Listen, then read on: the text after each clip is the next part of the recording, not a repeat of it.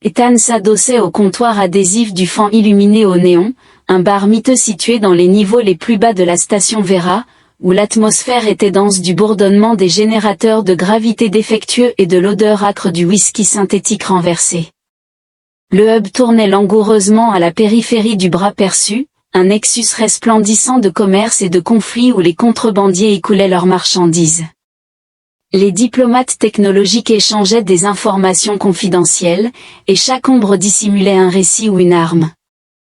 Des publicités holographiques scintillaient au-dessus du bar, leur bleu et rose néon illuminant les traits de la foule hétéroclite d'une manière troublante. Un robot barman à 3 bras, ses cerveaux vrombissant à chaque mouvement.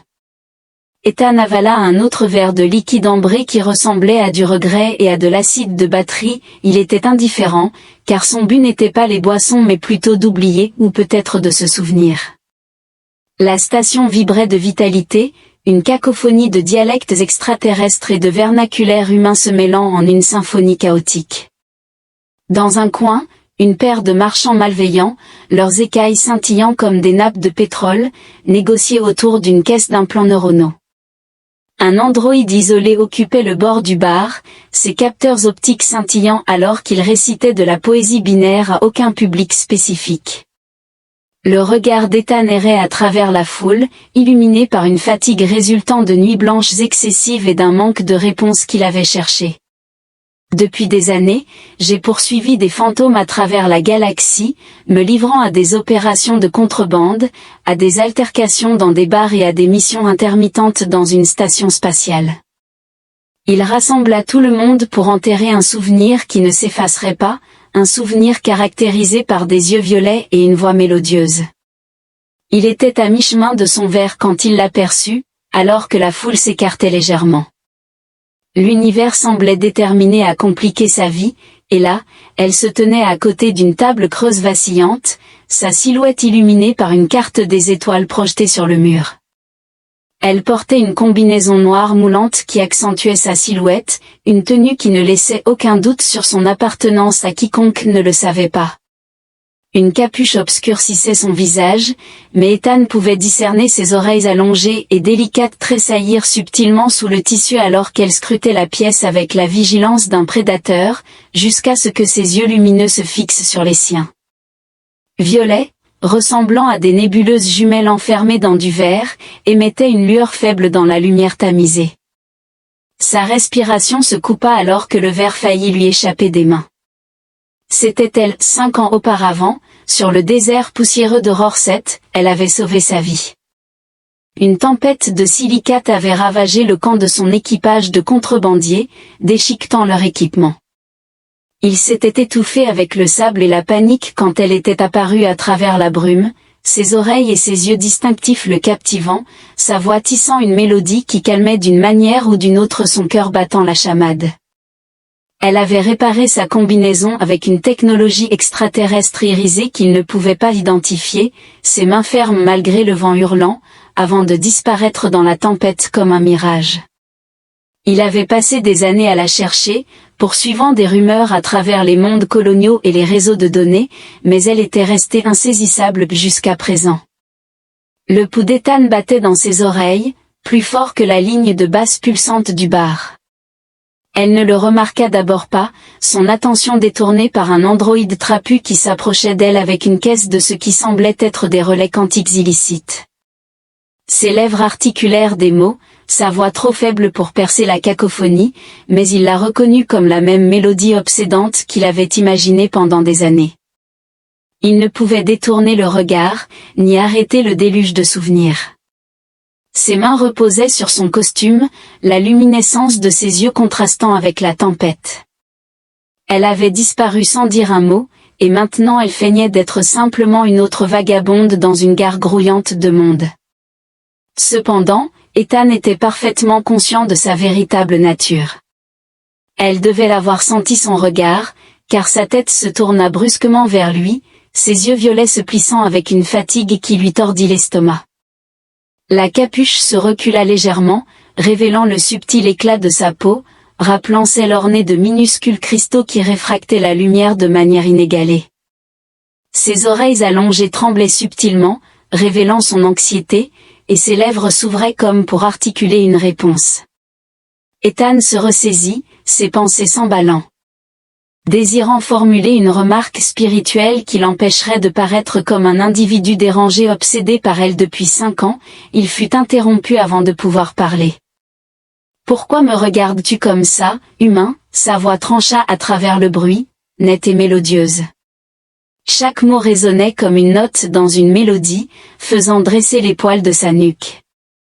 Son ton trahissait du soupçon, mais aussi une lueur de curiosité, comme si elle tentait de le reconnaître sans y parvenir. La réalisation frappa Ethan comme un coup de poing dans la poitrine, elle ne se souvenait pas de lui. Il masqua son inconfort avec un sourire forcé, s'appuyant contre le comptoir avec une nonchalance qu'il ne possédait pas. « Je suppose que j'apprécie simplement la vue », remarqua-t-il en levant son verre dans un faux toast. Sa voix était plus stable que prévu, bien qu'il sentait la sueur perler.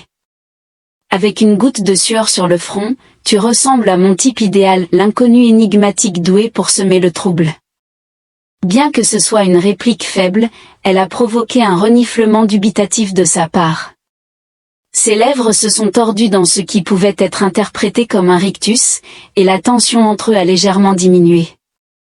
Ethan ressentit un bref sentiment de triomphe, il était incertain de ses motivations pour être là ou de ses raisons de se cacher, mais un fait était évident, il ne lui permettrait pas de s'échapper à nouveau. Elle inclina la tête, l'examinant comme s'il était une énigme non résolue. « Ton genre, hein ?» remarqua-t-elle, son ton aussi aride que les déserts de Rinara. « Drôle, tu ne me sembles pas être du genre à faire preuve de discernement. » La réplique était incisive, mais une lueur dans ses yeux la poussait à rire malgré lui. Il leva à nouveau son verre vers elle, le whisky synthétique débordant du rebord et sur sa main. « Que puis-je dire ? J'ai une affinité pour les esthétiques uniques. » Il remarqua, lançant un regard délibéré à ses oreilles. Ses doigts se dirigèrent vers sa capuche, la baissant, mais pas avant qu'il ne remarque le léger rougissement sur sa peau lumineuse. L'androïde avec lequel elle interagissait émit un bip perçant et surprenant, son circuit électrique crépitant alors qu'il laissait tomber la caisse de relais avec fracas. Transaction inachevée, il criait en surcharge émotionnelle, ses bras trapus agitant comme un enfant en pleine crise de colère. Les clients du bar se retournèrent pour observer, certains en riant, tandis que le robot tournait en cercle frénétique, émettant des numéros d'erreur. Ethan observe la distraction descendre de son tabouret et s'approcher d'eux, en remarquant « Il semble que votre ami passe une soirée difficile », tout en désignant l'androïde. Avez-vous besoin d'aide, ou peut-être d'un circuit supplémentaire ?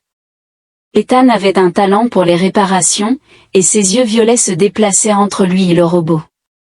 Pendant un instant fugace, il craignit qu'elle ne s'enfuit, mais elle poussa ensuite un soupir doux, semblable à une cloche délicate, et secoua la tête. « Je m'en occupe », déclara-t-elle, se penchant gracieusement pour ramasser la caisse, un mouvement qui provoqua une douleur dans la poitrine d'Ethan. Sa présence était écrasante, son parfum évoquait l'ozone et la lumière des étoiles, et ses mouvements étaient à la fois précis et d'un autre monde. Il restait inconscient de son passé et de son manque de souvenirs la concernant, mais une pensée le consumait, il ne partirait pas tant qu'il n'aurait pas découvert la vérité. Les pensées d'Ethan revenaient à Raraset alors qu'il l'observait de l'autre côté du néonfant, la femme extraterre aux yeux violets et à la voix capable de hanter les rêves d'un homme. Les lumières vacillantes du bar la peignaient de taches de couleur hésitantes, ses longues oreilles tressaillant sous sa capuche alors qu'elle marchandait avec l'androïde trapu pour cette caisse de relais. Quantique, mais Ethan n'était pas vraiment là, il était 5 ans en arrière, sur une colonie minière abandonnée où le ciel saignait rouge avec des tempêtes de silicate et l'air avait d'un goût de rouille et de désespoir. Son équipe de contrebandiers était désespérée aussi, transportant des schémas de biopuces contrefaits à un acheteur qui s'est avéré être un Sting. L'affaire avait mal tourné plus vite qu'une coque percée et la tempête était arrivée pour finir le travail, déchirant leur camp, réduisant tente et équipement en lambeaux. La combinaison d'Ethan avait échoué, le filtre à oxygène se bouchant de poussière alors qu'il trébuchait à travers la brume, suffocant de sable et de panique. Elle était apparue comme un mirage, sa silhouette scintillant contre le chaos hurlant, ses longues oreilles délicates et pointues avaient tremblé. Contre le vent, capturant la lueur faible de ses yeux violets lumineux, elle s'était agenouillée à côté de lui, sa voix tissant une mélodie qui perçait le rugissement de la tempête, une chanson extraterrestre envoûtante qui ralentissait d'une manière ou d'une autre son pouls effréné comme une berceuse pour un homme mourant. Ses mains se déplaçaient avec précision, appliquant un gel scintillant de son sac sur le filtre déchiré de sa combinaison, la substance durcissait instantanément, scellant la brèche. Ethan retint son souffle lorsque ses doigts effleurèrent son visière. De près, sa peau scintillait comme si elle était parsemée de minuscules étoiles, et ses yeux le captivèrent pendant une fraction de seconde avant qu'elle ne disparaisse. Réveillé sans un mot des heures plus tard, il se trouva enseveli dans le sable, vivant mais solitaire, sa mélodie résonnant dans son esprit comme un rêve à peine rappelé. Dans le présent, la cacophonie du néon-fan le tira de sa rêverie. Le tintement des verres, le bourdonnement d'une publicité défectueuse de Hollow crépitant au-dessus du bar et les objections plaintives de l'androïde alors qu'il contestait son paiement. La prise d'Ethan sur son verre se renforça. Le whisky synthétique s'était réchauffé depuis longtemps, elle était présente, non pas simplement un spectre qu'il poursuivait à travers la moitié de la galaxie. Pourtant, ses mouvements caractérisés par des angles vifs et des regards prudents indiquaient qu'elle cachait quelque chose, peut-être de lui, peut-être de tous. Sa capuche restait basse, obscurcissant son visage, mais ses oreilles qui tressautaient la trahissaient chaque fois qu'un nouveau client s'approchait trop près. Il était évident qu'elle ne se souvenait pas de lui, comme l'indiquait sa réplique précédente. Pourquoi, alors, Rara-Seth avait-elle si peu d'importance pour elle? Sauver son insignifiant soi-même n'était qu'une autre note de bas de page dans son récit. Il s'appuya contre le bar, tentant de paraître désinvolte tandis que ses pensées tourbillonnaient. La station Vera n'était pas un lieu de simple coïncidence. Ce tas de débris orbital attirait à la fois les désespérés et les périlleux, et elle ne le percevait pas comme le premier. L'androïde avec lequel elle interagissait, un être endommagé avec des capteurs optiques dépareillés, émit un bruit abrupt. L'appareil émit un cri aigu alors que son circuit s'étincelait, laissant tomber la boîte avec un bruit métallique qui résonna à travers le bar, indiquant une erreur de transaction et déclenchant une surcharge émotionnelle, ce qui initia un processus d'autodiagnostic. Il émit un cri, ses petites pattes tournant en cercle désordonné comme un droïde ivre en pleine frénésie, provoquant les rires de nombreux clients, dont l'un lança un verre vide qui frappa le boîtier du robot avec un tintement sourd. Ethan éclata de rire, la tension dans sa poitrine se relâchant momentanément alors que l'androïde se débattait, marmonnant des malédictions binaires qui ressemblaient à des insultes. Sa réaction fut un amusement diminué, elle frappa le châssis du robot avec son pied botté, sa voix mélodieuse se transformant en grognement alors qu'elle murmurait dans une langue méconnaissable, dure et gutturale, contrairement à la chanson dont Ethan se souvenait.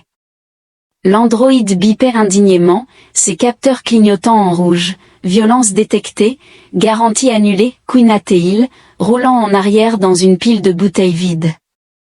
Des caisses se sont renversées avec fracas, provoquant les rires des clients du bar. Ethan saisit l'occasion, glissant de son tabouret avec son verre vide à la main. Incertain de ces mots, il reconnut qu'il ne pouvait rester inactif, à la regarder comme un imbécile amoureux, elle fuirait s'il n'agissait pas avec astuce, et il était déterminé à ne pas la perdre encore une fois. Sa tête se tourna brusquement à son approche, ses yeux violets se rétrécissant comme deux lasers fixés sur une cible. Ses oreilles allongées tremblaient derrière la capuche, révélant son stress, tandis que sa paume flottait près du couteau à impulsion fixé à sa cuisse.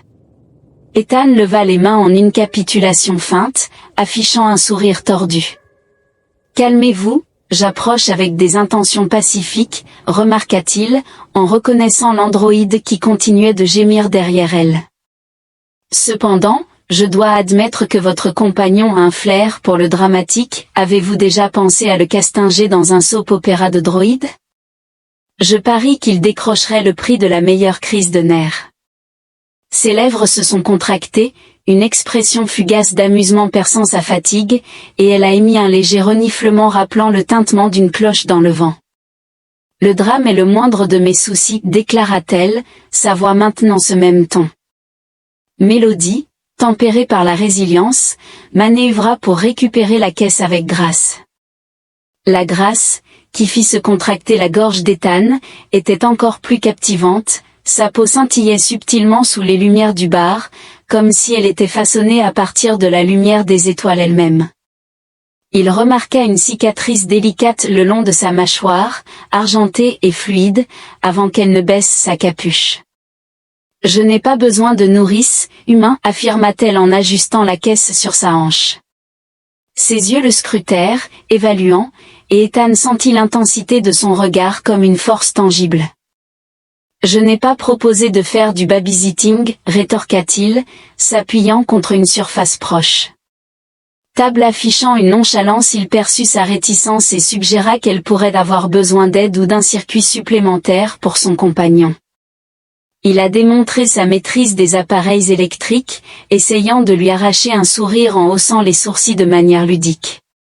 C'était quelque peu efficace, ses lèvres se courbèrent légèrement, mais ses yeux restèrent méfiants, jetant un coup d'œil vers l'entrée du bar où 2 drones de sécurité flottaient juste à l'extérieur de la fenêtre sale, leur scanner émettant un léger bourdonnement.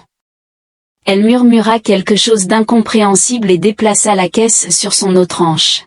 « J'ai la situation sous contrôle, affirma-t-elle, bien qu'une tension se soit glissée dans sa voix, une pointe d'anxiété qui n'était pas présente auparavant.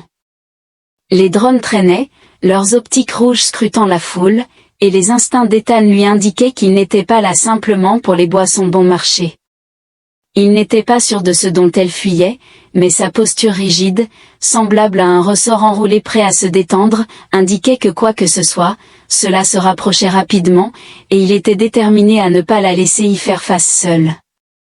Ethan reconnaissait qu'il tentait le destin, mais la fortune ne l'avait jamais favorisé, elle ressemblait plutôt à une connaissance lointaine qui offrait sporadiquement un cadeau de vacances.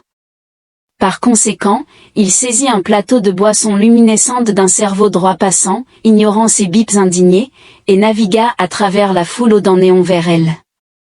La femme extraterrestre, caractérisée par des yeux violets et des oreilles allongées, se tenait à côté de la table holo, sa capuche toujours tirée bas, sa posture posée.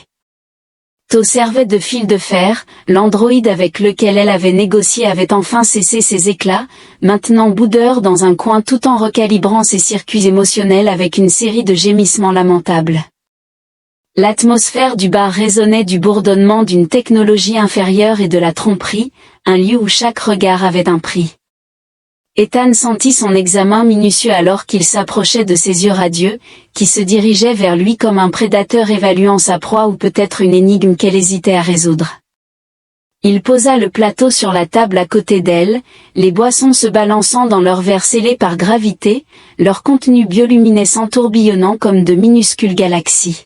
« Je pensais que tu pourrais avoir soif, remarqua-t-il, offrant un sourire qu'il espérait plus accueillant que désespéré. Le nom est. Ethan, au fait, a pensé qu'il serait prudent de se présenter avant que vous ne songiez à m'attaquer pour vous être attardé sur moi. Il désigna le couteau à impulsion à sa hanche, son manche élégant scintillant sous les lumières vacillantes du bar. Ses oreilles allongées tremblèrent derrière sa capuche, et ses lèvres se courbèrent en un demi-sourire qui ne parvint pas à illuminer ses yeux. Tu es audacieux pour un humain, remarqua-t-elle. Sa voix mélodieuse était empreinte de scepticisme, chaque note résonnant dans la poitrine d'Ethan comme une fourchette de diapason. Elle jeta un coup d'œil aux boissons puis à lui, son regard violet suffisamment perçant pour traverser la brume trouble, ou peut-être n'était-ce que de la folie. La pique était subtile, mais elle avait d'un tranchant un défi. Ethan rit, s'appuyant contre la table avec une nonchalance qu'il ne possédait pas vraiment, son cœur battant assez fort pour rivaliser avec le rythme de la musique du bar. Un peu des deux, peut-être, remarqua-t-il, saisissant une boisson vert fluo qui dégageait une légère odeur rappelant un liquide de refroidissement. En prenant une gorgée, cela lui brûla la gorge comme s'il ingérait des fils électriques, mais il s'abstint de grimacer. Alors, As-tu un nom, ou devrais-je t'appeler la fille mystérieuse aux oreilles élégantes? Il leva un sourcil, espérant provoquer un sourire chez elle. Ses oreilles tressaillirent de manière notable, et elle abaissa sa capuche, bien qu'il ne puisse pas manquer une expression fugace d'amusement. Elle hésita, ses doigts gantés se resserrant momentanément autour de la caisse de relais quantique avant de la poser avec un léger bruit sourd. « Kate » murmura-t-elle enfin, le mot glissant de ses lèvres comme une note d'une mélodie oubliée depuis longtemps. C'était un mensonge, Ethan le discernait à la façon dont son regard s'était détourné, une lueur subtile de lumière violette révélant sa tromperie. Cependant, il s'abstint de la confronter, du moins pour le moment. Au lieu de cela, il leva son verre dans un toast fin, son sourire s'élargissant. « Enchanté de faire votre connaissance, Kate, remarqua-t-il, accentuant le nom juste assez pour indiquer son scepticisme. Je dois dire, vous avez un talent pour choisir les compagnies les plus distinguées de la galaxie. » Il désigna l'androïde, qui avait commencé à murmurer pour lui-même sur les organiques ingrats tout en essayant de réparer une antenne desserrée. Kate émit un léger grognement, rappelant un chime, ce qui fit à Ethan une douleur nostalgique dans la poitrine, et elle secoua la tête, affirmant que sa compagnie était généralement moins loquace. Elle répondit avec un ton aussi aride qu'un canyon martien, prit un verre violet tourbillonnant qui correspondait à ses yeux, et l'examina comme si elle s'attendait à ce qu'il soit venimeux. Est-ce censé être du poison ou simplement désagréable? La question était en partie humoristique, mais son regard restait perçant, le scrutant à la recherche de motifs cachés. Le rire d'Ethan résonna excessivement dans ses propres oreilles, et il haussait légèrement les épaules, reconnaissant qu'il s'agissait probablement d'une combinaison des deux. Il a réitéré sa blague précédente, provoquant un autre bref sourire. Le breuvage synthétique est un pari ici, mais vous semblez être quelqu'un capable de gérer un risque. Il l'observait en parlant, notant la tension dans ses mains gantées, qui restaient proches du couteau à impulsion. Sa présence était électrisante, sa peau scintillant subtilement sous les lumières du bar comme si elle était recouverte de cristaux microscopiques. Ses oreilles allongées tremblaient légèrement alors qu'elle inclinait la tête pour percevoir les sons ambiants de la pièce. Elle était indéniablement belle, mais il y avait en elle une qualité énigmatique. Une énigme enveloppée dans une mélodie captivait Ethan, ils s'arrêtèrent un instant, le murmure de la foule en arrière-plan. Entourée par un rugissement, la table vide illuminée par une carte stellaire du bras d'Andromède. Les pensées d'Ethan se précipitaient à la recherche de mots alternatifs pour l'empêcher de fuir alors qu'une sirène retentissait à l'extérieur de la fenêtre salle du bar. Les drones de sécurité de la station, leurs optiques rouges brillant comme des étoiles furieuses, glissèrent en patrouille délibérée, leurs scanners émettant un bourdonnement de mauvais augure. La posture de KTH se raidit alors que sa main effleurait le manche du couteau, ses yeux violets se dirigeant vers l'entrée, tandis qu'un sentiment de malaise s'installait dans le ventre d'Ethan. Perplexe, il ne savait pas de quoi elle fuyait, mais sa réaction indiquait que ce n'était pas simplement une infraction mineure ou un mandat trivial. « Des amis à toi ?» demanda-t-il, en gardant un ton décontracté tout en désignant les drones du geste. Il prit une autre gorgée de sa boisson, essayant de rester calme malgré la tension palpable qui s'était installée entre eux. L'attention de KTH revint vers lui, et pendant un instant, il craignit qu'elle ne sorte effectivement le couteau. Cependant, elle se contenta de sourire, révélant un bref éclat de dents qui était plus sardonique qu'amusé. « Pas exactement, répondit-elle, sa voix basse et teintée d'une note plus sombre. Elle reposa la boisson intacte sur le plateau avec des mouvements délibérés et reprit son crate. « Merci pour la boisson. Ethan, fais preuve de prudence pour éviter de compromettre ta sécurité en te fixant sur des individus inappropriés. » Les mots servaient d'avertissement, mais ils avaient une tonalité ludique, présentant un défi qui fit élargir le sourire d'Ethan malgré le danger inhérent. Seulement les attirantes, rétorqua-t-il en lui faisant un clin d'œil alors qu'elle se retournait pour partir. Son rire était éphémère, un douterie qui résonnait dans l'air comme un écho de René Hassett, avant qu'elle ne disparaisse dans la foule. sa capuche se fondant dans les ombres. Ethan observa son départ, son cœur battant la chamade avec un mélange d'adrénaline et une sensation inconnue qu'il n'avait pas ressentie depuis des années. Les drones à l'extérieur restèrent en vol stationnaire un instant avant de continuer, leur scanner projetant des rayons cramoisis sur les clients du bar. Ethan consomma le reste de sa boisson, la brûlure offrait une distraction agréable, incitant à une décision. Kate, ou quel que soit son vrai nom, ne s'échapperait pas si facilement cette fois-ci. Ethan était déterminé à ne pas la laisser disparaître dans la foule comme un nuage de plasma, surtout après avoir poursuivi son spectre à travers plusieurs systèmes. Le néon, le tumulte de fond s'intensifia, accompagné de la cacophonie d'un hollow défectueux et du clignotement de la lumière au plafond, tandis que l'odeur de synthé renversée imprégnait l'air. Breon maintenait un contact visuel avec sa silhouette encapuchonnée alors qu'elle manœuvrait vers la sortie du bar, une caisse de relais quantique maintenue sous son bras. Il déposa quelques crédits sur le comptoir, incitant le robot barman à émettre un bip de confirmation, puis la suivit à distance, ses bottes adhérant légèrement au sol crasseux.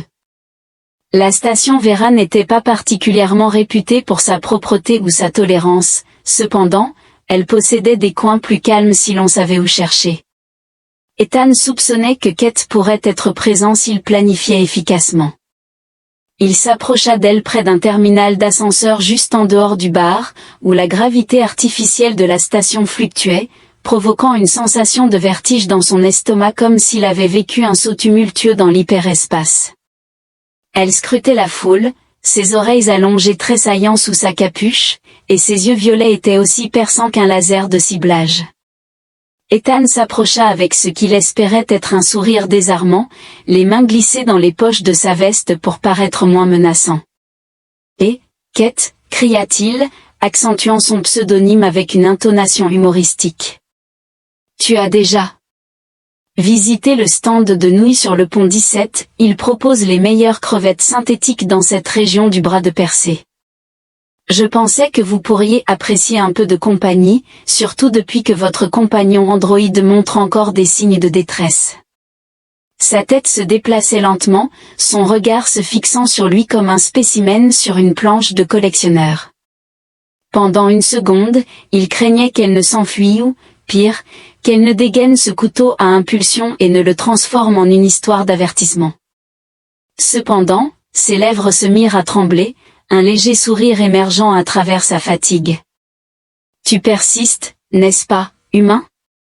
Elle dit, sa voix mélodieuse teintée d'un amusement sec, alors que ses oreilles allongées tremblaient lorsque les portes de l'ascenseur s'ouvrirent avec un sifflement. Derrière elle, une foule de touristes rieurs avec des caméras holographiques clignotant comme des soleils miniatures débordait. Elle s'écarta, ses mouvements fluides, et Ethan saisit l'occasion. « Abandonné, ce n'est pas vraiment mon style, » répondit-il en marchant à ses côtés alors qu'il s'éloignait de l'ascenseur. « De plus, je te dois bien ça.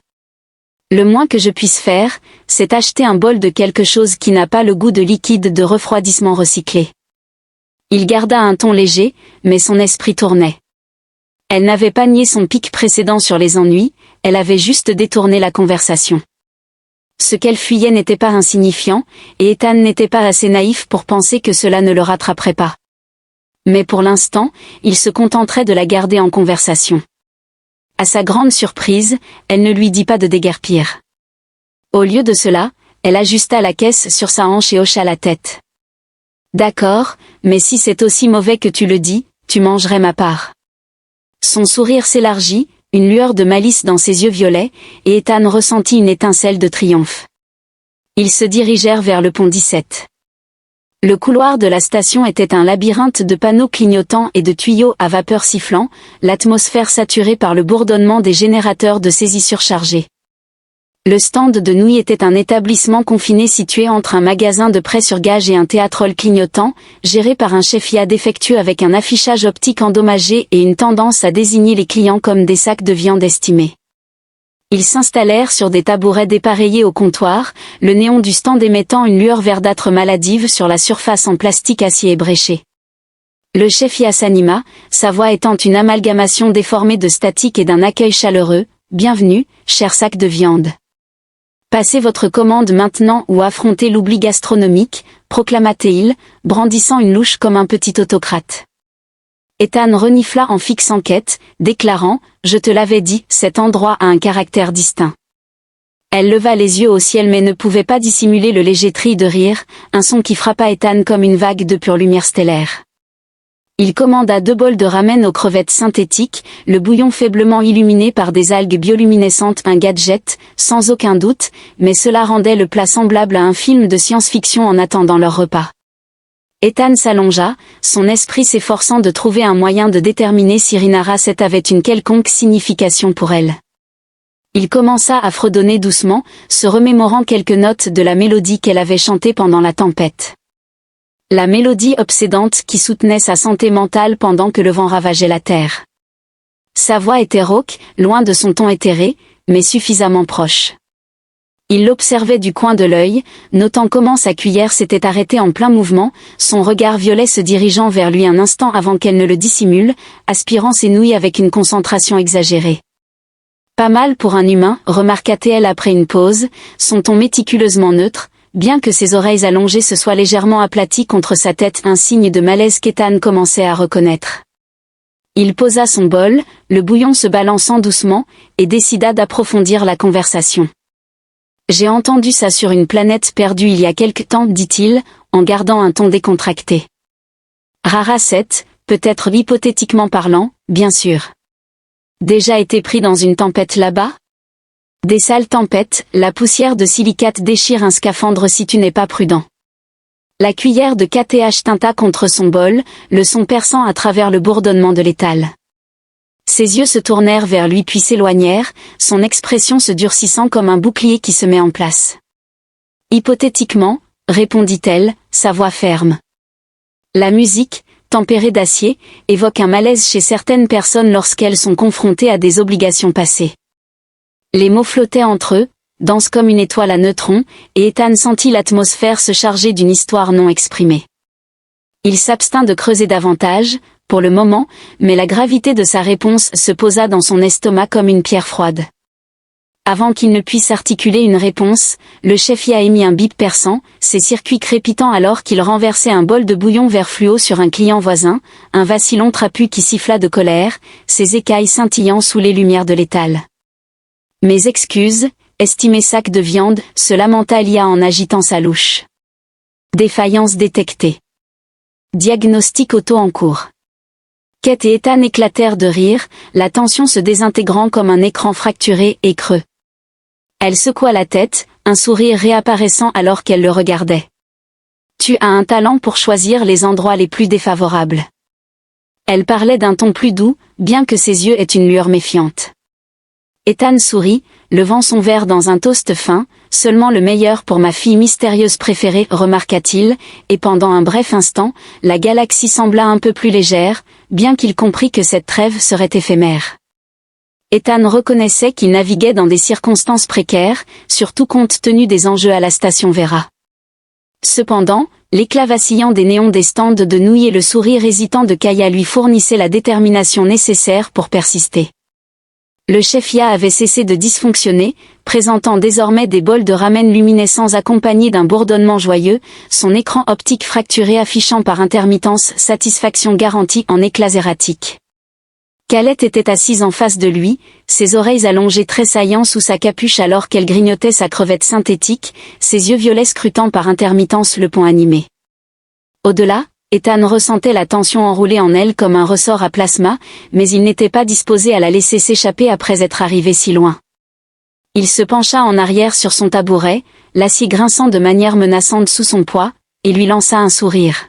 « Je vais te dire quoi, dit-il, faisant tournoyer une baguette entre ses doigts comme s'il n'était pas intérieurement anxieux. Vous semblez être quelqu'un avec des destinations à atteindre. Avez-vous une course rapide à faire sur les ponts inférieurs ? Je peux aider avec les charges lourdes ou au moins servir de distraction pour la sécurité si la situation devient précaire. » Il hocha la tête en direction de la caisse de relais quantique qu'elle avait placée à côté de son tabouret, son léger bourdonnement perceptible même au milieu du bruit ambiant des étals. Son regard se tourna vers lui, perçant et évaluatif, ses yeux lumineux se plissant comme si elle pouvait pénétrer la mémoire de Rhaenyra Seven qu'il avait enfermée dans son esprit. Vous ne semblez pas être du genre accommodant. Elle dit, sa voix mélodieuse teintée de suspicion bien qu'un léger sourire se dessine sur ses lèvres, plutôt du genre à provoquer une scène et à s'enfuir, ses longues oreilles frémir légèrement, captant le bourdonnement d'un drone de maintenance passant au-dessus d'eux, et Ethan éclata de rire.